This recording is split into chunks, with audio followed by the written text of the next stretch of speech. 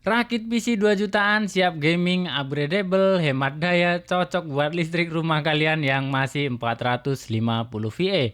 Tentunya sudah menggunakan memori RAM DDR4 dan menggunakan discrete GPU. Ryzen 5600G. Halah, lewat.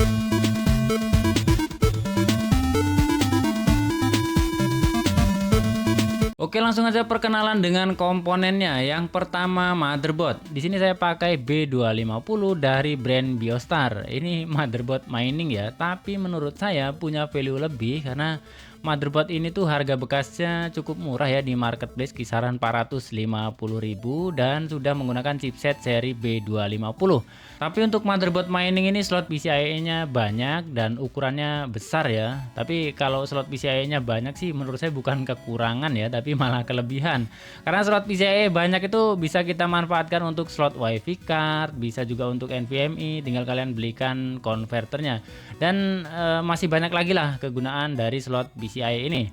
Terus kalau untuk port I/O-nya lumayan lengkap ya, tapi untuk port output monitornya cuman ada DVI. Nah, mungkin untuk seri H110 itu harganya murah juga ya, sekarang mungkin 300 ribuan, tapi dari H110 ke B250 itu selisihnya lumayan jauh.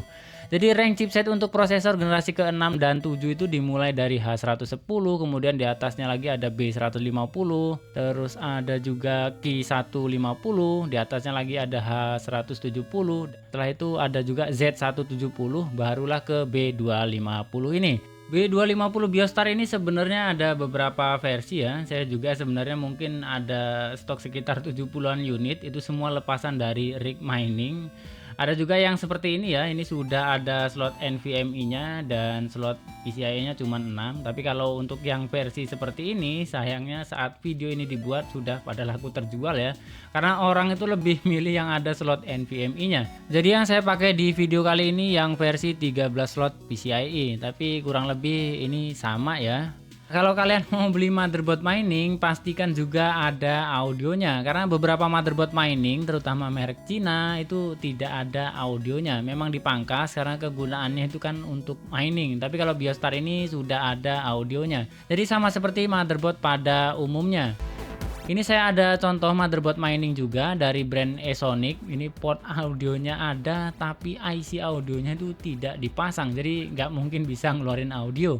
Ini ada juga dari brand Esonic juga yang memang dia itu portnya nggak dipasang ya, dan IC-nya pun nggak ada. Jadi kalau kalian beli motherboard seperti ini, kalian tuh perlu beli lagi sound card atau USB sound card ya. Atau bisa juga audio jacknya itu dicolok ke monitor kalau monitor kalian ada output speakernya. Jadi output audionya itu dari HDMI yang kita colok ke monitor atau DisplayPort yang kalian pakai ke monitor. Untuk prosesornya di sini saya pakai G4560 Pentium generasi ke-7, menyesuaikan dengan budget juga lah ya. Untuk performanya sudah lumayan jika dibandingkan dengan Core i3 generasi ke-6, tentunya G4560 ini sedikit lebih kencang. G4560 ini punya 2 core 4 thread, speednya ada di 3,5 GHz dengan TDP 54 Watt. Prosesor ini kemarin saya dapat di harga 85.000, harganya pun lebih murah jika dibandingkan dengan Core i3 generasi ke-6. Untuk RAM-nya disesuaikan juga dengan budget ya. Saat video ini dibuat sebenarnya harga RAM 16GB DDR4 3200 itu murah ya, harganya di kisaran 500 ribuan. Ini contohnya RAM Q seperti ini ya. Untuk brand lainnya juga harganya 500 ribuan, mungkin lebih dikit ya. Tapi di video kali ini saya pakai RAM bekas, ini 16GB 2x8 dengan speed 2666 MHz, harganya 350.000.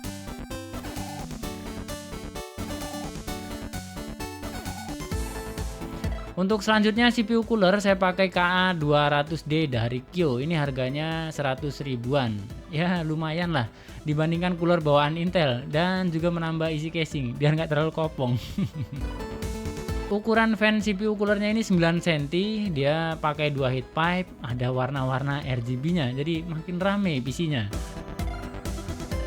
Untuk GPU-nya sebenarnya opsi awal saya mau pakai GTX 1050 2GB dari Inno3D, tapi sayang sekali unitnya sudah terjual duluan. Jadi saya pakai yang ada aja lah yang saya punya. Di sini saya pakai GPU RX 564GB dari brand Sapphire. Untuk TDP-nya RX 564 GB dari brand Sapphire ini 75 watt dengan 1x6 pin power. Berarti TDP-nya ya masih sama ya dengan GTX 1050 2 GB yang tanpa pin power. Jadi kesimpulannya GTX 1050 tanpa pin power itu konsumsi listriknya tetap 75 watt. Dia narik daya dari slot PCI motherboard.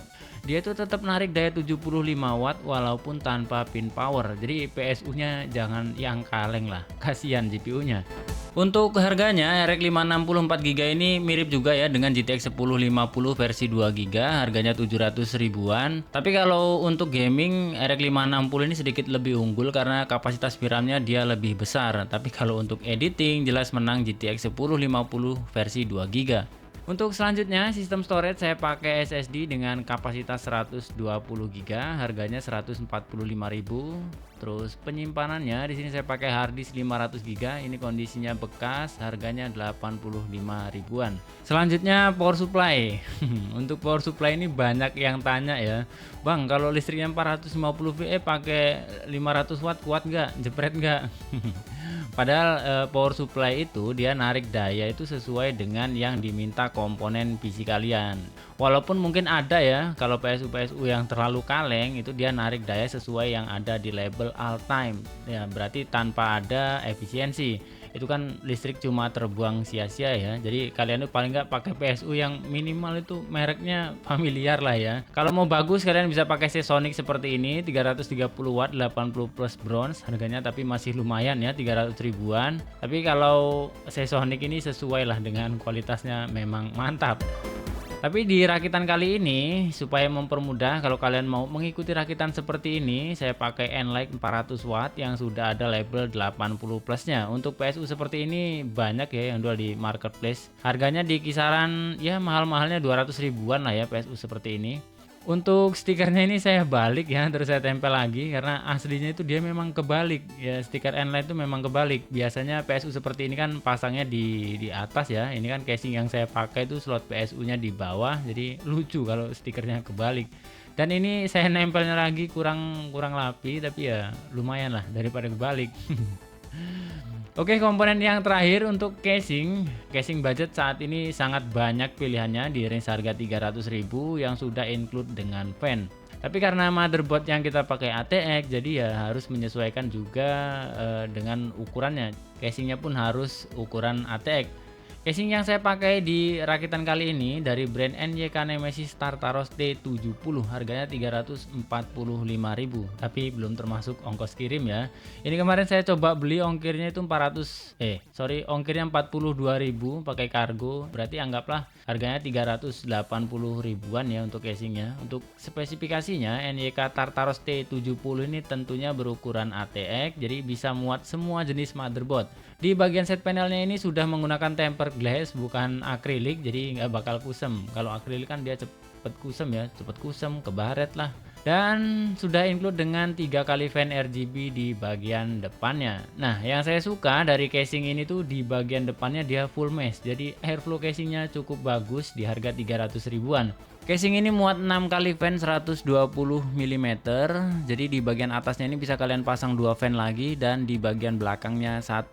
Oh iya, ini di bagian atas ini sebenarnya sudah ada dust filter ya, tapi saya lupa nunjukinnya. Dan tentunya sudah ada PSU cover. Nah, sebenarnya di atas PSU cover ini bisa kalian pasang fan 2 lagi ya 120 mm, tapi menurut saya nggak berguna ya. Untuk slot penyimpanannya, casing ini bisa muat harddisk 3,5 inch kali 1 di bagian bawah dan 1 kali 2,5 inch di bagian atasnya.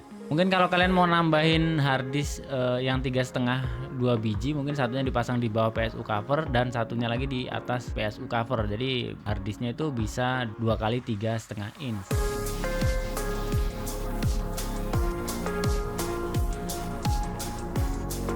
Ya, jadi budget yang diperlukan untuk rakitan seperti ini kurang lebih budget yang perlu kalian siapkan bisa kalian simak di tabel sebagai berikut. Tentunya akan ada perbedaan atau selisih harga karena komponen yang dipakai kebanyakan kondisinya bekas dan juga harga komponen bekas itu tergantung kondisi barang, terus stok, dan tergantung juga yang jual. Kalau yang jual habis kalah slot mungkin harganya jauh lebih murah. Di kondisi idle, PC ini menarik daya rata-rata 40-an watt. Untuk cara hitung konsumsi listrik, kalian bisa simak di video saya sebelumnya yang ini ya. Kalau kondisi idle nggak perlu dihitung lah ya, 40 watt itu ya setara 2 lampu rumah, jadi nggak kerasa bayar listriknya. Langsung aja kita tes di beberapa game, tentunya game yang masih relevan dengan komponen yang kita pakai. Dan yang terakhir kita lihat konsumsi listrik PC ini di masing-masing game yang kita jalankan. With your smile, now the sunshine brings the light.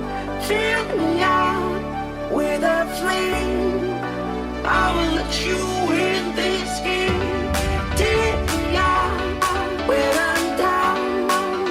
'Cause with you I'm safe and sound. I'm safe and sound. I'm safe and sound. I'm safe and sound. I'm safe and sound. I'm safe and sound. I'm safe and sound. I'm safe and sound. I'm safe and sound.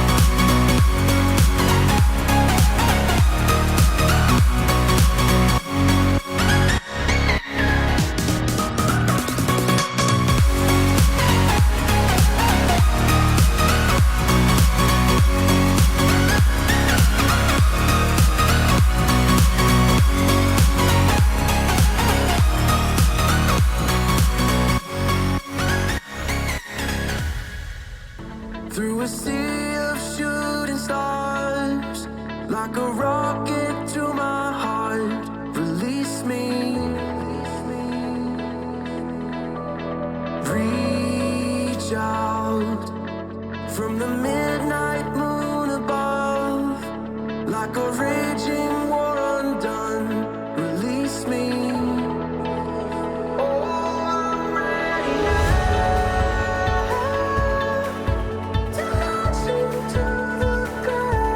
Game yang terakhir, bonus GTA 5. Tentunya dengan spek PC seperti ini sangat bisa memainkan GTA 5 60 fps di settingan 1080p.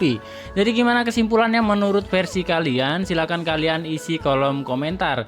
Beberapa poin kelebihan PC ini, yang pertama tentunya harganya cuma 2,6 jutaan kalau kalian rakit sendiri ya. Yang kedua, upgradable di penggunaan jangka panjang. Yang ketiga, sudah bisa main game AAA Ryzen 5600G. Mana bisa? Terakhir, konsumsi listrik PC ini masih masuk akal di penggunaan gaming, cuma 120 watt. Kalau mau lebih irit lagi, tinggal kalian lock FPS-nya ke 60 fps. Apalagi monitor yang kalian pakai monitor jadul. Kalau mau lebih irit lagi, beli PS2 aja lah ya. Thank you buat kalian yang sudah simak video ini. Semoga ada sedikit informasi yang bermanfaat. Sampai jumpa di video selanjutnya.